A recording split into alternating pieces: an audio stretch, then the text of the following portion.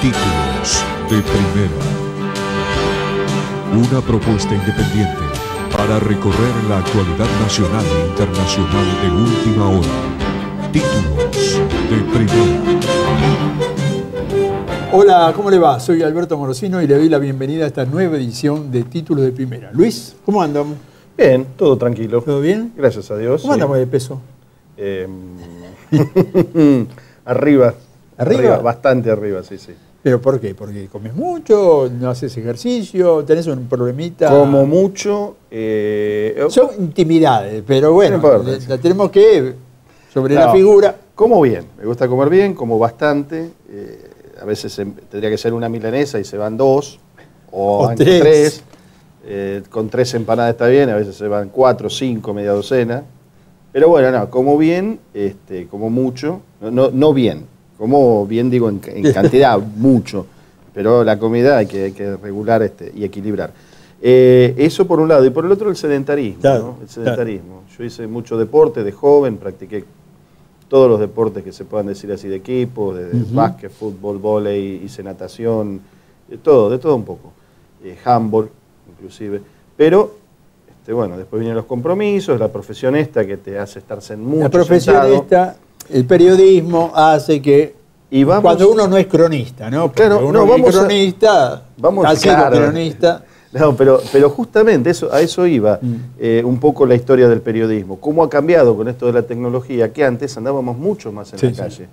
Y parece mentira, pero gastabas mucha energía. Muchísima. Y ni hablar cuando... Te hacían gastar. Sí, ni hablar antes del 83, aunque un poco después del 83 también, cuando te corrían, tenías que buscar enseguida una Los 100 metros se hacían... Sí, en 10 segundos. Sí. Te corrían con un palo de a caballo los muchachos y después tenías que buscar enseguida una fuente para mojar el pañuelo o un trapito y ponértelo en los ojos para los gases lacrimógenos. El Chango Mendieta, si me estás viendo, Chango, un abrazo grande. El Chango Mendieta, un hombre de la nación, que el Chango Mendieta, 1,88, 1,90, con 100 y pico de kilos más, 100 y pico de kilos. En una oportunidad en la Facultad de Economía, íbamos a cubrir una noche la nota y vinieron la caballería, en ese momento vino la caballería junto con la infantería de la Policía Federal y se vino encima de los manifestantes y nosotros. Claro. Yo nunca he visto a correr a una persona de 1,90 m, 130 y 140 kilos aproximadamente, tan rápido como yo, más rápido, porque los 100 metros no sé en cuánto lo hizo. Chango Mendieta es una historia que siempre recordamos. Uno mira, sí, hubo situaciones muy embromadas, terribles, bueno, ya conocemos la historia de este país, pero había situaciones en que hasta parecían risueñas, ¿no? Esta es una, por ejemplo. Esta es una, y había un colega, reportero gráfico, que ya murió, que durante toda su vida, hasta sus últimos días, siguió teniendo dentro de sus glúteos balas de goma. Porque, bueno, era bastante gordo también, como 140 kilos, y tenía una retaguardia, entonces en consecuencia muy impresionante, era grandote. Entraba en la mira de todos los fusiles. No, claro, y un día también en una de esas corridas con la policía en una manifestación, creo que fue en el 82, no me acuerdo si fue la marcha que hizo Baldini o post Malvinas, bueno, pero fue en el 82. Y bueno, balazos de goma, y bueno, le quedaron incrustados y el médico le dijo, le logró sacar algunas, pero dice, mira, esto no se pudre nada, déjalo así como está, porque si no te tengo que operar mucho más peligrosa la operación. Y así terminó, mirá las anécdotas que hay, ¿no? Evidentemente que la obesidad es un tema, este es un programa político, pero hoy vamos a entrar, es un programa político y de interés general, pero hoy vamos a entrar en un tema que realmente me preocupa y nos preocupa a todos, ¿no? La obesidad, no solamente en el hombre grande, sino también en los chicos. Es decir, en la educación de los chicos en la alimentación. Pero la obesidad es, si no tratada, es muerte. Absolutamente. Seguramente nos van a hablar de la obesidad mórbida, que es un término que se hizo muy popular en los últimos años y bueno, nuestro invitado tu invitado en realidad. No, es nuestro. Seguramente nos va a ilustrar mucho sobre eso y contar el profesor mitos, Carlos Alberto Castelnuovo. Mitos y verdades, ¿no? de todo esto de la obesidad, pero que es el mal de la época. Sí. El mal de la época. Más en los Estados Unidos que en la República Argentina, porque el porcentual, nos va a decir el doctor, el profesor, nos va a hablar sobre este tema también, y el porcentual en la República Argentina no es tanto, gracias a Dios, pero es de cuidado. Yo creo que tiene que ver con la calidad también, porque estamos planteando una obesidad en un país del primer mundo, hiperdesarrollado, con supuestamente las necesidades básicas satisfechas, y después la obesidad en los países del, sigámosle llamando, del tercer mundo, o subdesarrollados. Polenta, fideos, pan. Harinas, exacto, sí. Y con todo lo que conlleva. O sea, en definitiva, la enfermedad, la obesidad, cualquier tipo de enfermedad y la muerte no discrimina entre clases sociales, pero digo, el origen, ahí también hay que poner un punto de atención porque el origen me parece que puede ser distinto. Digo, por las condiciones sociales, a eso me refiero. El sistema político tendría que ocuparse un poco más, tanto de la seguridad, de la educación, pero también de la salud, ¿no? Claro, porque en definitiva vos lo que estás haciendo, atendiendo eso, es la famosa palabra prevención.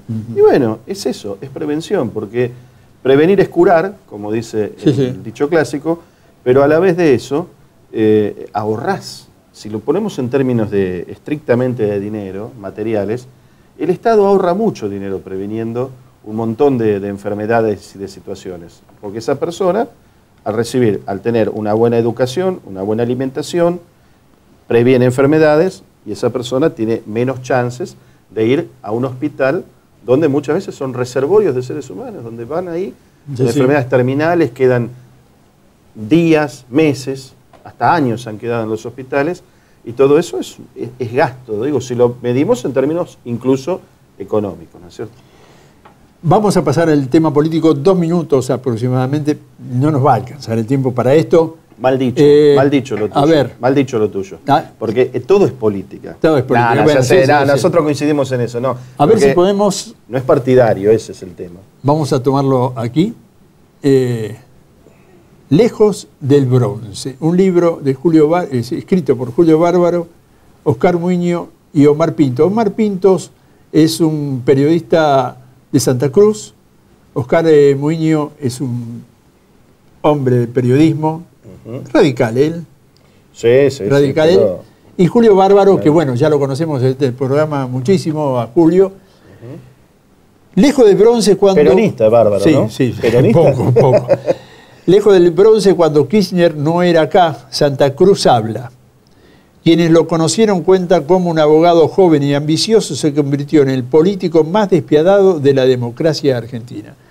Esto es una realidad que estaba escondida, pero que todos los periodistas conocíamos, y donde hay testimonios de personas vivas que han convivido con Néstor Kirchner, y que cuentan todo lo que ha pasado cuando llegó a la intendencia, cuando llegó a la gobernación y cuando llegó al gobierno nacional. Él es polémico. Yo lo adquirí antes de que, por las dudas, se agote, ¿no? Esto lo encomillamos. Del cual creo que en nuestro próximo programa vamos a hablar o con Julio Bárbaro o en esta reunión de periodistas que hacemos para hablar un poco más profundo de este libro y de esta realidad que es la República Argentina, que tiene mucho que ver, esto creo, el lanzamiento de este libro, con la primer batalla mediática fuertísima, que se da mirando a las elecciones de octubre del 2015. Porque esto es una bomba de tiempo. Por lo menos para los analistas, esto es una bomba de tiempo. No sé lo que pensás vos. No. Tenemos un minuto. Todo suma y todo suma para la polémica. Y acabas de dar un dato interesante que dijiste octubre del año que viene. O sea, casi poquito menos de un año para las elecciones, lo cual en este país un año es una eternidad. Y se están gastando muchos cartuchos políticos en estos últimos tiempos, estas últimas semanas, y esto va a caer, como decís vos, como una bombita ahí para el debate. Sí. Esperemos que tenga, sea debate, así como vos le estás dando este espacio en tu programa, que también sea motivo de debate y de conversación en otros espacios. El doctor Castelnuovo, en el próximo bloque, va a estar con nosotros. Ahora vamos a vender. Andar, obra social de viajantes vendedores de la República Argentina. La mejor cobertura familiar al mejor precio. Planes de salud para particulares, trabajadores en relación de dependencia y monotributistas. 0810-345-0184. Andar, www.andar.org.ar. Activa es ser una provincia que te da el respaldo que necesitas. Estés donde estés, siempre. Provincia Seguros. Buenos Aires. Activa como nunca. Gobernación Daniel Scioli. ISV, Instituto Superior de Viajantes. Carreras comerciales con títulos oficiales. Validez nacional. Informes e inscripción al 0800-345-4373. Hace más de 30 años trabajamos e invertimos para equipar y modernizar las instalaciones de nuestros centros de salud, para que todos los trabajadores hoteleros y gastronómicos del país puedan acceder a la más completa cobertura médica. Perdón, disculpen la molestia. Todo bien, ¿no?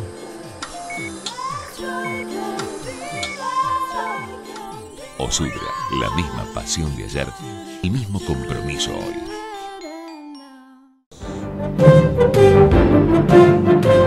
¿Cómo le va, doctor? ¿Qué tal? ¿Bien? Bien, por ahora bien. Yo tengo que, si ya habíamos hecho en la apertura la presentación del doctor Carlos Castelnuovo, pero quiero recordar algo. El doctor Carlos Castelnuovo era jefe de la División Urgencia del Hospital de Clínicas cuando poco antes de las 10 de aquel año 1982. La AMIA explotó la bomba que dejó muertos y heridos. Perdón, la AMIA... 94, perdón. 94. Yo no sé por qué me fui tan atrás. Te mezcló con Malvinas y historias. Pero de este tiene país. mucho que ver las emergencias. En este caso, el doctor Castelnuovo era jefe en ese momento de urgencias del Hospital de Clínicas. Y fue usted premiado por el trabajo que hizo. Bueno, me recuerda el premio que dio. Bueno, yo, mi especialidad hace muchos años era toda la parte de emergentología y trauma. Entonces, bueno, además de todo el desarrollo de toda mi carrera en el Hospital de Clínicas y en la Facultad de Medicina, de la Universidad de Buenos Aires, estaba en ese momento jefe de la División Urgencias del hospital. Y bueno, y ahí fue cuando llegaron las 86 víctimas de la AMIA. A las 10 menos 10, me acuerdo, estábamos en el Ateneo en el 8º piso. Y bueno, nosotros ya estábamos preparados un poco para eso porque habíamos hecho algunas jornadas previas del tema de desastres, trauma, y estamos trabajando en la organización de la planta de emergencias. Así que, bueno, fue una historia interesante donde pudimos atender bastante bien los pacientes que llegaban, la mayoría por sus propios medios, debido a que estaban a menos de 100 metros de ahí. Y lo recordamos bien porque somos dos periodistas que estuvimos cubriendo esa, esa información. Exactamente. En ese momento estaba el director, el doctor Sanguinetti. Estaba en la presidencia de Menem, seguro que vino también Menem y demás. Bueno, pero bien, lo pudimos resolver bastante bien, a pesar de que el Hospital de Clínicas en ese momento y actualmente siguen sin estar en el área de emergencia de la Municipalidad de Buenos Aires. Cosa increíble, ¿no? Sí, cuestiones evidentemente políticas, hicimos muchos esfuerzos, fui más de 10 años jefe de la División de Urgencia, para que esté dentro del sistema y fue imposible eso. O sea, lo mismo cuando fue la Embajada de Israel, que los llevaban al Ramos Mejía, pasaban por ahí en lugar y se desaprovechaba toda la oportunidad de vida. La oportunidad que tenía el hospital de clínica, y esto porque fue a 100 metros, si no se hubieran tenido otros lados, ¿no? Doctor, afortunadamente es medio paradójico, ¿no?, lo que uno va a decir, pero afortunadamente no tenemos grandes catástrofes en la Argentina. Estos han sido 2 atentados, básicamente, y bueno, después las catástrofes naturales que se dan en otras zonas, ¿no?, por lo menos en la zona pampeana, en la zona capitalina, donde está concentrada la mayor cantidad de la población, con lo cual no hay una tradición tampoco en emergentología ni en catástrofes, ¿no es cierto? Digo, ¿cómo fue para ustedes en ese momento? Ya tenía la experiencia de la Embajada de Israel en el 92. ¿Cómo fue en ese momento? Porque fue muy anárquico, ¿no? Al principio hubo mucho caos y la gente, en su afán de colaborar, también podría llegar a entorpecer, ¿no? Y esto es lo paradójico de la situación. ¿Cómo lo manejaron ustedes? ¿Pudieron resolverlo? ¿Tuvieron muchos inconvenientes? 2 minutitos porque quiero entrar en el tema. Evidentemente a veces la acción del público perturba el accionar de los grupos de rescate y de los grupos de asistencia médica. Bueno, por una lógica, ¿no? Por una lógica. Pero hay que diferenciar las distintas áreas. También es así que al lado de la explosión instalaron un lugar donde había hicieron un símil quirófano y venían al hospital a buscar cajas de cirugía. Una locura era, cuando ahí dijimos no, que traigan todos los pacientes al hospital, y ahí se pudo atender perfectamente bien. Y se divide en amarillos, rojos, los críticos recuperables, los moderados, los leves, en distintos sectores para no entorpecerse entre sí. O sea, el que tiene una herida leve o no tiene mucha gravedad va a un sector. El que es un crítico recuperable y necesita una asistencia importante va a otro sector donde están todos los elementos y la infraestructura necesaria. Pasaron 7 años. De aquel 94, el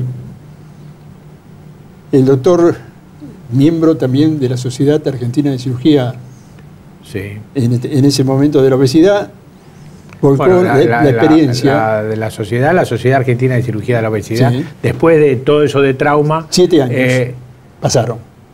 ¿Desde el 94? Claro. Bueno, 94 al actual. No, en aquel momento fue en el año 2001. Sí, cuando usted recibe el premio de la Academia Nacional de Medicina. Sí, exacto. O sea, después empezamos a incursionar en el tema de la cirugía bariátrica, que es la cirugía de la obesidad.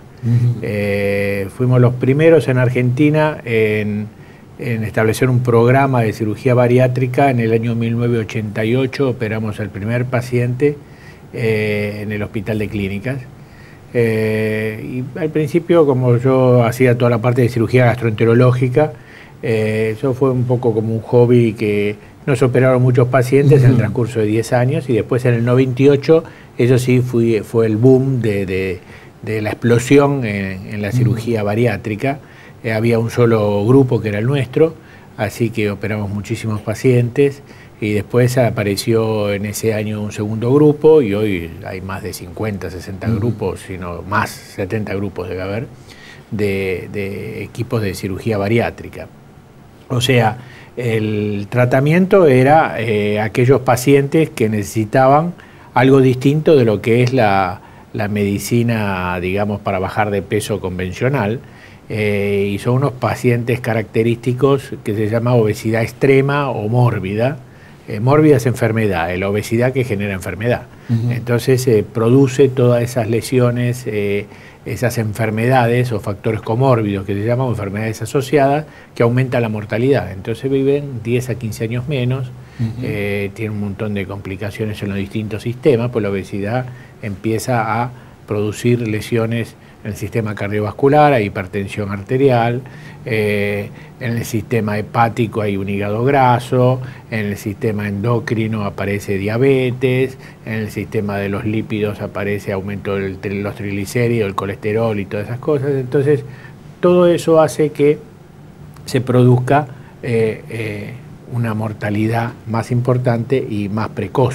¿No es cierto? Entonces, hay fórmulas, doctor, hay fórmulas mágicas a través de los laboratorios, porque hace muy pocas semanas, o 1 o 2 semanas, apareció en la revista Noticias una nueva aparentemente medicina o pastilla que lograría que la obesidad no fuera detenida. ¿Esto es posible? No, o sea, todavía no apareció la varipil que llamamos nosotros, o sea,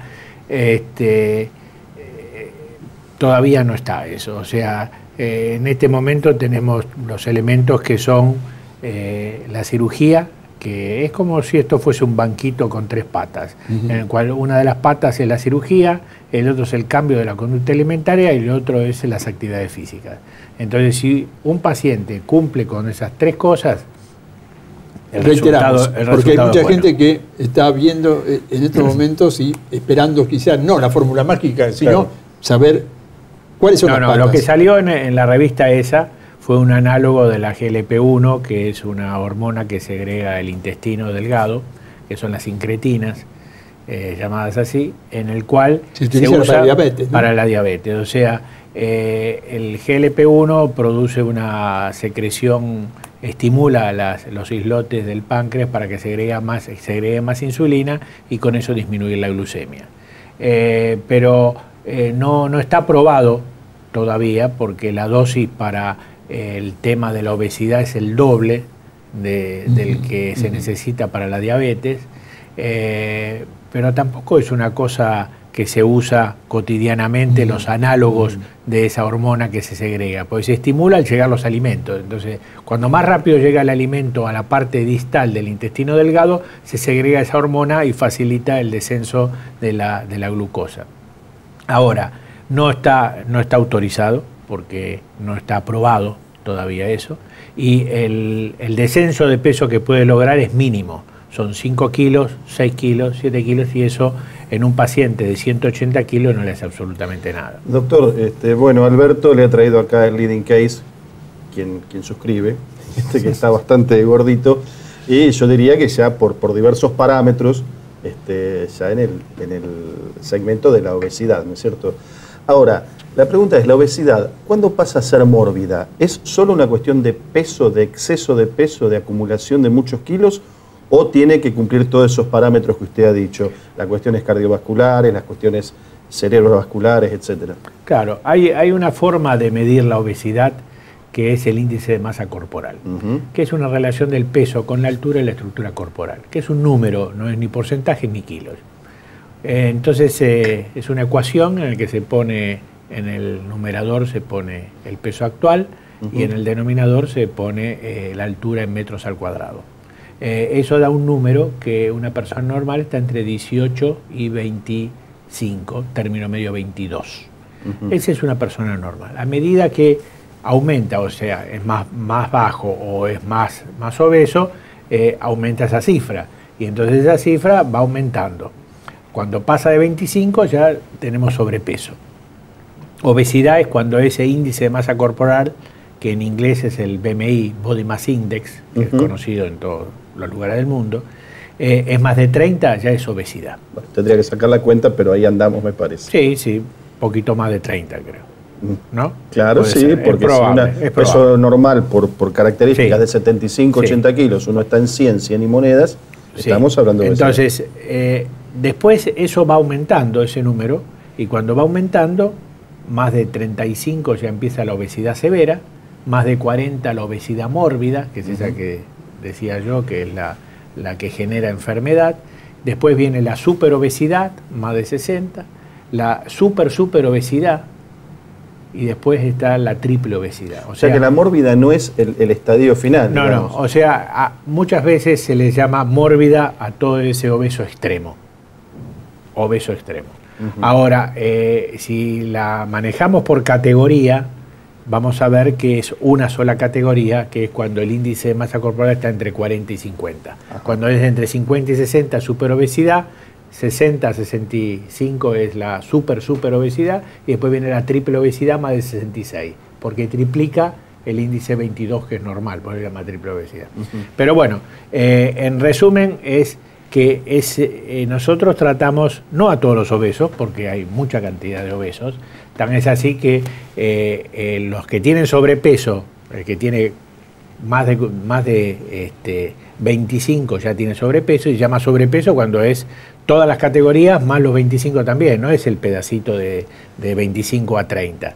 Entonces, si en Estados Unidos, por ejemplo, es más del 68% de la población que tiene sobrepeso. Claro. Y más del 33 a 35% que tiene obesidad. O sea, ¿y acá cómo andamos? Un índice de masa corporal más de 30. Claro. ¿Y acá cómo estamos? Acá, bueno, hicimos un Congreso Mundial de Cirugía de la Obesidad en el año 2008, que yo fui el presidente acá, que vinieron 1.300 profesionales de todo el mundo, que se hizo en el Hilton, y se habló mucho, o sea, eso a través de la Federación Internacional de Cirugía de la Obesidad.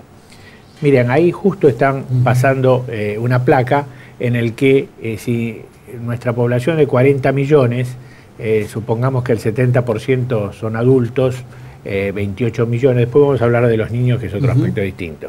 Pero fíjense que el 30% son obesos, y los que tienen un índice más de 35, que es el que nos interesa a nosotros, son los pasibles de la cirugía, más de 35, eso se fue ahora cambiando un poco, pero en líneas generales es más de 35 con enfermedades asociadas o más de 40. Esas son las indicaciones de la cirugía. Y fíjense que hay casi 3 millones y 1 millón, casi 4 millones que son pasibles de tratamiento quirúrgico. Y no se opera esa cantidad de pacientes. Lo mismo que en Estados Unidos, solamente se llega al 1% de todo eso que pueden ser sometidos a cirugía bariátrica. Doctor, dos preguntas que me imagino, bueno, todo está interrelacionado, pero estas me interesa relacionarlas especialmente. Una, cuando uno dice vulgarmente el gordito feliz, ¿qué tiene que ver la psiquis en todo esto, no? Por un lado.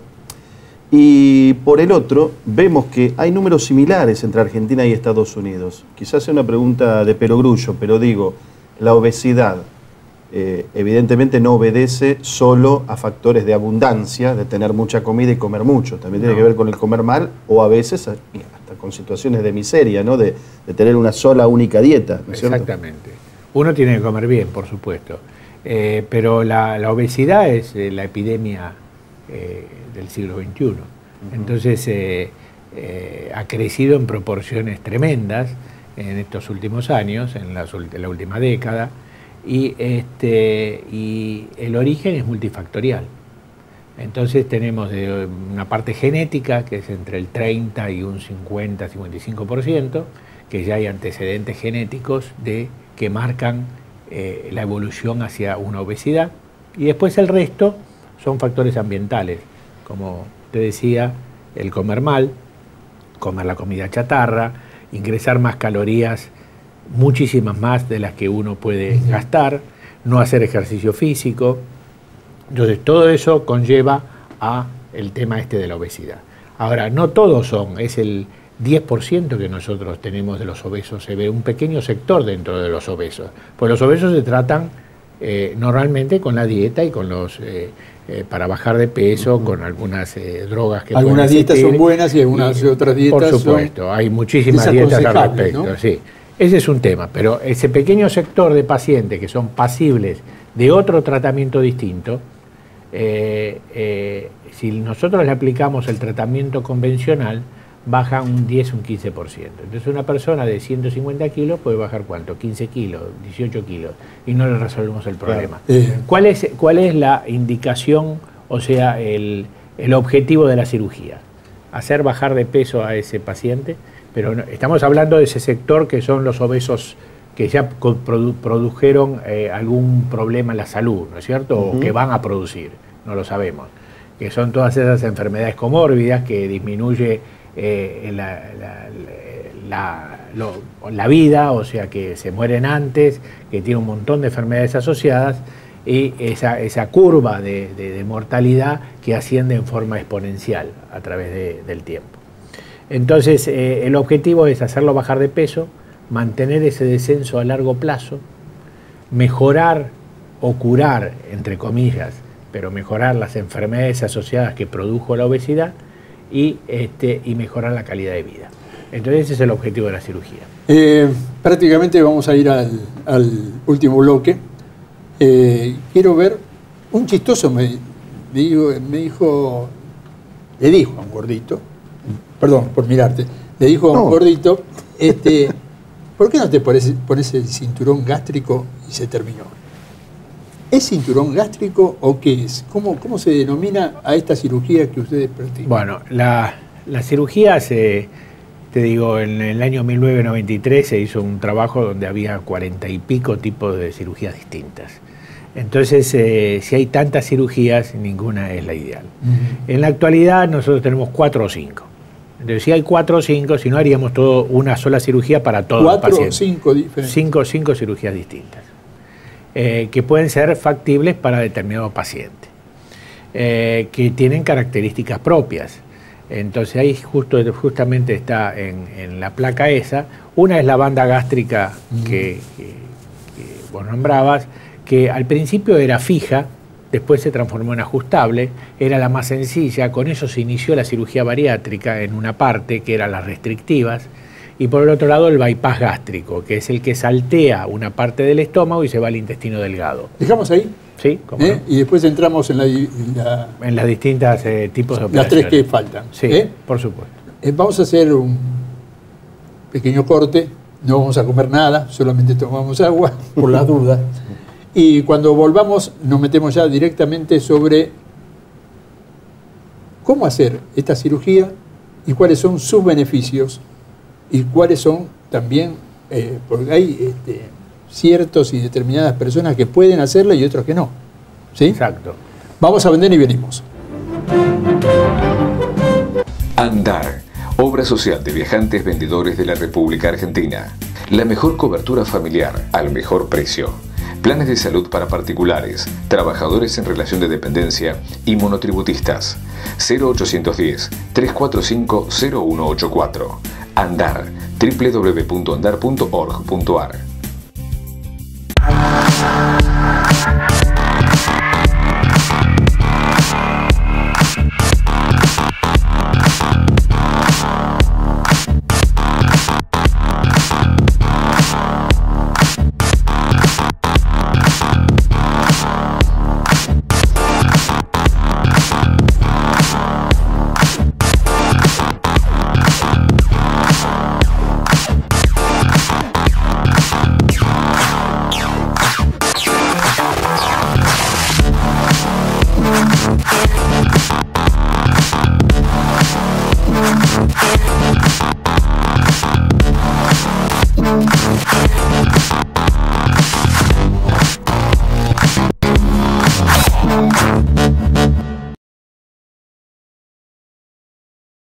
Activa es ser una provincia que te da el respaldo que necesitas.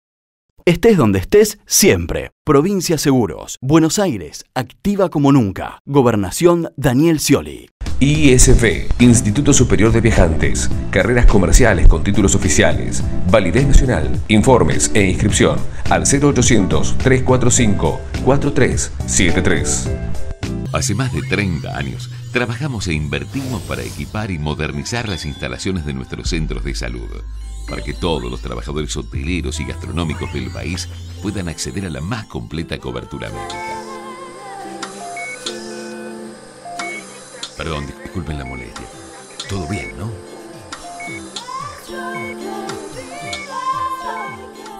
Osudra, la misma pasión de ayer, el mismo compromiso hoy.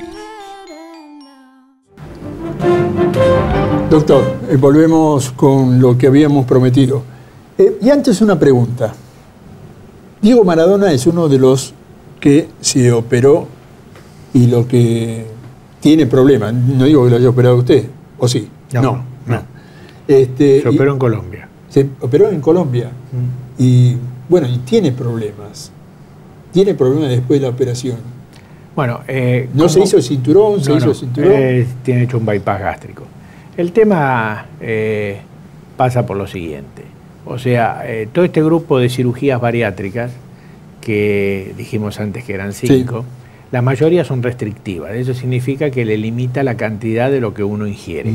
Entonces, en lugar de comerse 5 empanadas, se va a comer una empanada. En lugar de comerse 6 porciones de pizza, se come una. Y entonces con eso uno entra a bajar de peso. Después hay un componente malabsortivo, que yo puedo hacer que no se absorban las grasas. por algún sistema que yo hago de conexión interna del intestino o del estómago. Que eso trae algunas otras complicaciones también, o sea, no es todo inocuo. A eso me refería. No es todo inocuo, pero bueno, el bypass generalmente es restrictivo. El bypass ¿qué es el bypass? El bypass es hacer un pequeño reservorio chiquito que entre poquita comida, ¿sí? Y después se corta el estómago, se anula el resto del estómago y ese pequeño estomaguito va al intestino delgado. Sí. Entonces es como, por eso se llama bypass, un puente al estómago, o sea, yo puenteo el estómago y se va al intestino delgado. Entonces eso también, la comida va rápido y llega al intestino distal y esa es una teoría llamada teoría del intestino distal del GLP-1, que segrega esa hormona. Y después tenemos la otra, la del intestino proximal, que es por inhibidores que cuando pasa el duodeno también segrega otro tipo de hormona. Entonces, esas son distintas teorías. Ahora, este tema del bypass gástrico, como de la banda gástrica, que es la banda gástrica es colocar un anillo, un cinturón, como el cinturón de un pantalón, en la parte alta del estómago. Por supuesto que esto es una operación, ahí la vemos en la placa, mucho más sencilla que la del bypass, que es más compleja. Es más compleja. Y sí, por eso cada una tiene sus características. Entonces tenemos desde esta operación que es la banda gástrica, que tiene una mortalidad 1 en 2000, pongamos, que tiene muy pocas complicaciones, excepto 2 a largo plazo, que no vamos a entrar en detalle, que necesita un acompañamiento más cercano que por ahí las otras operaciones con el equipo médico, porque uno puede engañar a la banda, la puede boicotear si uno quiere. ¿Ah, sí? Sí, sí. Yo puedo licuar la comida, la pasa, la banda no sabe qué es lo que estoy tomando y me tomé 1 litro de chocolate. Entonces, claro, entonces uno tiene que tener cuidado con la calidad y eso es lo que decimos el cambio de la conducta alimentaria. Entonces, la banda se opera en forma ambulatoria. Yo puedo operar a mediodía, a la noche se va a su casa. En cambio, el bypass necesita 2-3 días de internación, se van con 2 drenajes que se sacan entre el 7º y el 10º día. O sea, es una operación más compleja y la mortalidad es 1 en 200. Hago un punto aquí, doctor. Entonces, ¿por qué Diego Armando Maradona tiene esas consecuencias? Bueno, a eso iba.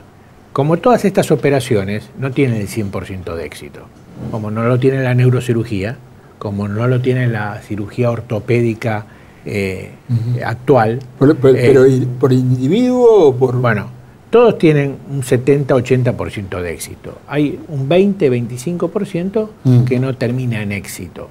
Ahora, como depende mucho de las características, dijimos que era multifactorial, de las características de ese cambio de la conducta alimentaria. Si el paciente no cambia la conducta alimentaria y el paciente toma alcohol o toma alguna otra droga o cualquier sustancia, etcétera, entonces estamos boicoteando el sistema y entonces no logramos el éxito que nosotros buscamos. ¿Y es peligroso para el individuo eso? Y están dentro de las contraindicaciones están los trastornos psiquiátricos severos, el alcoholismo, la drogadicción y un cáncer no controlado. Entonces esas son las 4 contraindicaciones a la cirugía bariátrica, que uno puede ir midiendo a ver si por ahí no es un trastorno psiquiátrico muy importante. Ahí está justo en la placa, el alcoholismo severo crónico, drogadicción, trastorno psiquiátrico severo y cáncer no controlado. Entonces, si uno transgrede, entonces el 100% de éxito no lo tenemos. Entonces uno puede, primero hay que investigar, a ver cómo está la operación.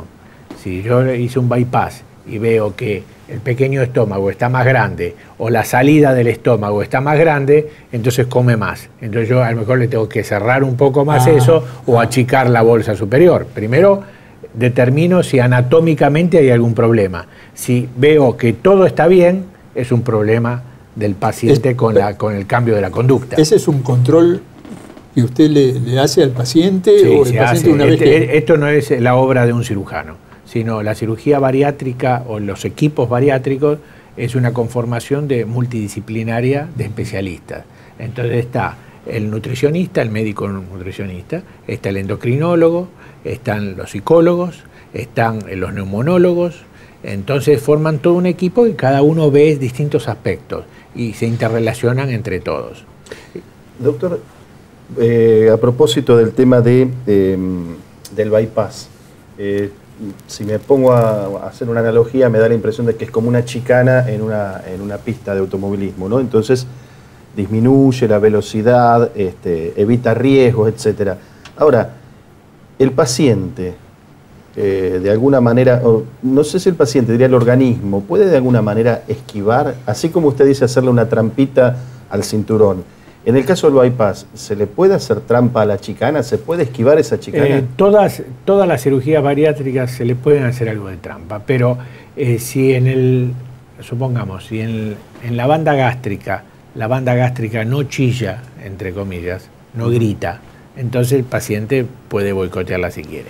En el bypass o en otra, por ejemplo, la diversión biliopancreática o la cirugía, la gastrectomía en manga, tiene otras características. Tiene otras características. Entonces, ahí chilla un poco el paciente. ¿Y cómo chilla? Entonces, si come mucha grasa, va a tener diarrea. Claro, o tiene una lipotimia, o le baja la presión, o le agarra una taquicardia, o sea, el cuerpo responde de una manera más contundente. Responde con alertas. Ajá. En cambio, la banda no pone tantas alertas. Esa es un poco la diferencia. Y asociado a esto, doctor, ¿qué pasa? Se lo voy a decir con las únicas palabras que me salen desde la ignorancia de la medicina. ¿Qué pasa con el estómago? El que ya uno trae de origen, que ese estómago que usted anula, en el bypass, ¿qué pasa? No pasa nada. ¿Queda ahí? No pasa nada, queda ahí. ¿Inutilizado? Es más difícil hacer lo que se llama una gastroscopía, porque no tenemos acceso. Entonces hay que hacerla por vía transcutánea, percutánea. ¿Pero usted lo anula o queda anulado naturalmente? Queda anulado naturalmente. Y no molesta ese órgano para nada. No molesta. ¿Estamos hablando del cinturón o del bypass? Del bypass. El cinturón es solamente colocar un anillo, no se cambia la anatomía y no se corta nada. Ahí está. Entonces por eso es más sencilla. Claro. Ahora, el bypass empezó en el año por Mason en Iowa, en Estados Unidos, en el año 66. Sale a la luz el bypass, 1966. Y se desarrolla en la década del 70. La banda es del 80. La diversión biliopancreática de Scopinaro, que es un italiano de Génova, hace como si fuese un bypass distal del intestino, pero con una resección del estómago también. Es un poquito más compleja también. Sí. Complejidad igual que el bypass. Pero eso es más malabsortivo que restrictivo. Entonces son las dos variantes. Uno puede tener una cirugía malabsortiva o una cirugía restrictiva, o una combinación de ambas. Cronológicamente vamos avanzando y se desarrolla después todo por vía laparoscópica en el 90 y pico, 93. Nosotros hicimos los dos primeros casos acá del cinturón gástrico por vía laparoscópica en el año 1994 en el Hospital de Clínicas y en el mundo era en el 93, fines del 93, así que estábamos a nivel internacional. Y después en el año 2002-2003 aparece lo que se llama la manga gástrica, que aparece en forma fortuita porque lo que se llama la diversión biliopancreática. ¿Qué es la diversión biliopancreática? Es separar por dónde va la comida y por dónde van los jugos intestinales, que normalmente todo eso se mezcla cuando termina el estómago, en el duodeno, ¿sí? Acá nosotros lo alargamos y se junta al final del intestino delgado. Entonces hay una gran parte del intestino delgado que pasa la comida pero no se digiere y recién va a estar en contacto con esas enzimas, etcétera, al final. Por eso hay no absorción, se evacúa, hay esteatorrea, tienen deposiciones 2, 3 o 4 veces en el día, a lo mejor, ese es maloliente, ese es maloliente, cada una tiene sus características, hay pro y contra. Por eso lo mejor es decirle al paciente, explicarle todas las cirugías y decirle los pros y contras de cada una. Y la decisión que se toma con respecto a cuál es la mejor técnica para ese paciente, lo ideal es elegir el candidato ideal para la operación. Entonces, interviene también el deseo del paciente. Pues si el paciente quiere tal cosa, nosotros lo tomamos en cuenta y no solamente hacemos tal otra. O sea, hay grupos que hacen una sola para todos, pero creemos que no es lo ideal, porque existen estas 5 cirugías, todavía no hicimos una sola que reúna a todas. ¿Y en algunas de estas, doctor, hay alguna rectificación? ¿Hay posibilidad de dar marcha atrás si no funciona? Entonces, termino con la pregunta anterior. 2002-2003 aparece lo que llama la manga gástrica, que es seccionar el estómago a lo largo, en forma longitudinal, y queda un tubo gástrico. Entonces, en inglés se llama sleeve, que es manga, como si la manga de un saco es un tubo gástrico. Y eso fue creciendo. Si nosotros tenemos las estadísticas, en Estados Unidos y en el mundo predominaba el bypass. Después el bypass fue bajando en Estados Unidos, la banda creció en Estados Unidos hasta pasar al bypass en el año 2006-2007. Después empezó a descender la banda. ¿Por qué? Porque la banda necesita mucho acompañamiento del equipo multidisciplinario. Entonces hay mucha gente que no quiere hacer eso y solamente operar, ¿no es cierto? Y después empieza a crecer esta, y hoy es una de las que está cerca como el bypass, que se llama la manga gástrica, que el término científico es gastrectomía vertical, porque saca un pedazo del estómago, por lo tanto es irreversible, no es como la banda que es reversible. Pero deja un tubo gástrico y es una complejidad intermedia entre la banda y el bypass. Y se usa mucho esta de la manga gástrica, ¿no es cierto? Yo lo escucho hablar a usted, quiero sacarme esta duda nada más cortita. Lo escucho hablar a usted de esta operación o de estas intervenciones quirúrgicas y me suenan ya al bypass coronario, etcétera. O sea que se han transformado en intervenciones comunes, normales y habituales. Sí. Más allá de la masividad o no que tengan, no estoy hablando en cantidad, sino en la complejidad o ya en la familiaridad que tienen con este tipo de intervenciones. La seguridad social, ¿cómo ha tomado esto? ¿Cómo lo está contemplando para las coberturas, obviamente? ¿Y en qué nivel de complejidad lo cubre o no, digamos, ¿no? Sí. Bueno, cuando responda a eso, yo tengo otra pregunta también relacionada con esto, es decir, la comunidad. Bueno, bien. Nosotros, cuando empezamos a trabajar en esto, presentamos un proyecto en la Federación Internacional de Cirugía de la Obesidad, y en Santa Margarita Ligure, en Italia, hicimos la presentación de que nosotros queremos hacer un congreso y presentamos la Sociedad Argentina, que la fundamos nosotros, Sociedad Argentina de Cirugía de la Obesidad, se llama SACO, del cual yo fui presidente muchos años, y esa sociedad estaba inserta en la Federación Internacional, que reúne unos 35 sociedades de todo el mundo, ¿sí? Que se dedican solamente a la obesidad y las enfermedades asociadas, la cirugía de la obesidad y las enfermedades asociadas. En Buenos Aires, por supuesto, todo esto no tenía acceso a las obras sociales ni los pacientes. Entonces los pacientes del obeso estaban muy discriminados en toda esta historia, ¿no es cierto? Pero esto ocurre, el doctor lo están llamando y en estos momentos... Sí. ¿Algún paciente? Vamos a responder la urgencia. Yo no fui, yo no fui. Más tarde vamos a responder. Sí. Bueno, entonces, se fundó esta sociedad en el año 2000, la Sociedad Argentina de Cirugía de la Obesidad, que nos elogiaron con que nos dieron la confianza de organizar un congreso mundial, que era un tema muy importante y un desafío grande, y tan es así que fue uno de los mejores congresos que hizo la Federación Internacional, que lo hicimos acá nosotros en Argentina. Vinieron, como le dije antes, 1.300 extranjeros, y nosotros fuimos luchando para ver si qué era lo que pasaba, si esto se aceptaba a nivel del Ministerio de la cobertura médica. Entonces sale una ley argentina que cubre estas, pero como cuando aparece una ley siempre aparecen las cosas contrarias, como para evadirlas o no, y entonces se puede imaginar que una prepaga, una obra social, le cuesta mucho esto, porque si yo tengo manejo un grupo de una prepaga, digamos, o una obra social, y yo tengo que solventar los insumos de un paciente, es una cosa. Si esto se hace muy masivo y tengo que solventar los insumos de 50 pacientes, es otra historia. Sí, como dice usted, aparte es el mal de la época. Exacto. Entonces todo esto al hacerse conocer, ya todo el mundo sabe, ya todo el mundo quiere. Todo el mundo quiere, etcétera, ya viene ¿con qué? Cuando vienen a la consulta, ya investigaron en internet toda la historia. Entonces saben todas estas operaciones, todo lo que hablamos, lo sabe perfectamente un paciente. Entonces, bueno, se hicieron las gestiones, sale la ley con un índice de 40. Entonces, el paciente que tiene 39, la obra social puede decir directamente nosotros no la autorizamos hasta que no tenga 40.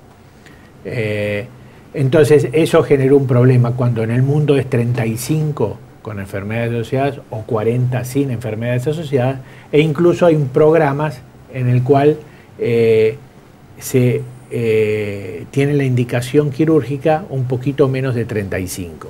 También es así la banda, por ser la más sencilla, que ha disminuido bastante en el mundo y ha crecido mucho la manga, que es el SLIP.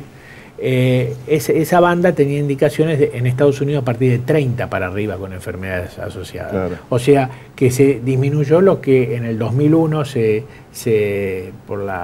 en Estados Unidos se decidió cuáles eran las indicaciones de la cirugía bariátrica y se siguen manteniendo. Lo mismo que las edades. Antes eran 18-55, entonces operamos más adolescentes y operamos más añosos, más de 65, 70, 75 años. Sí, porque si haces un análisis inteligente, Alberto, doctor, es que muchas veces esto no es un gasto, es una inversión. Sí, sí. Porque con eso solucionas un problema, evitas o bajas la morbidez. Y claro, no tenés un paciente a lo mejor 30 días internado por un problema. O terapia intensiva, o que tenga que ir un problema coronario, etc. Eso es lo que no se entiende todavía, me parece acá.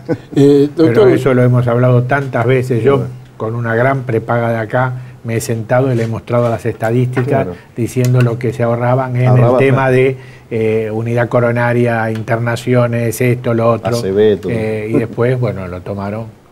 Pero era una época en que nadie los... ninguna obra social ni prepaga se hacía cargo. Ahora tienen la obligación. Usted desarrolla su actividad en un hospital histórico. Digo, ¿esa comunidad tiene acceso? ¿El hospital de clínicas tiene acceso para esta problemática? ¿Acceso a qué? ¿A qué se refiere acceso? Acceso a que se pueda operar una persona que tiene este problema. El tema es así, o sea, yo soy el jefe de cirugía bariátrica del Hospital de Clínicas y aparte tengo el Centro de Cirugía de la Obesidad, que es privado, en el cual, las coberturas o el paciente lo paga de su bolsillo o lo cubren las obras sociales o las prepagas. Entonces hay que hacer toda una explicación, todos los informes correspondientes, y las obras sociales o tienen su equipo médico, esas obras sociales, o en el hospital dicen, bueno, pagamos los insumos, que son caros, son insumos muy caros.